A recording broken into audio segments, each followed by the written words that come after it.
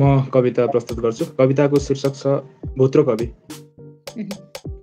प्रेमका कविता लेख्ने भाले कवि, गरिबी, व्यथिति, दरिद्रता कवितामा डकार्ने खाते कवि, देश, राजनीति, लाजनीति, विकृत समाजनीति यस्ता नीतिका विरुद्ध लेख्छौ क्या र? त्यसो भए सम्मानका साथ मन्दबुद्धि, महामूर्ख कवि यस्ता तमाम उपाधि धारण गर्ने तिमी पक्कै सडक छापे, हात्ती छापे, गैँडा छापे वा इष्टकोटमा पार्टीको छापको पट्टा भिरेको कि तिमी कुकुर छापे वा झोला छापे कवि? आँसु कवि कि आलु कवि? महाकवि कि फटाहा कवि? आदि मध्य अन्त्य, असत्य झुट सत्य के कवि?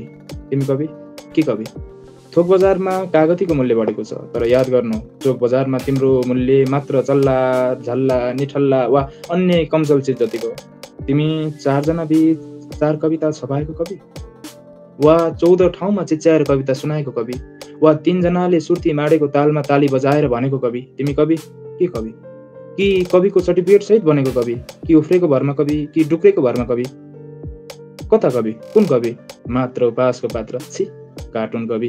तिमी आउँछौ, कविता सुनाउँछौ वा चिच्याउँछौ वा चिडाउँछौ, बिम्बमा अल्छी, प्रतीकमा निद्रा राखेर कविताले निद्रामा मस्त सुताउँछौ अनि नाक फुलाउँछौ। म कवि, यत्रो कवि, म कवि, उत्रो कवि, तर तिमी के को कवि? भूत र कवि? Thank you.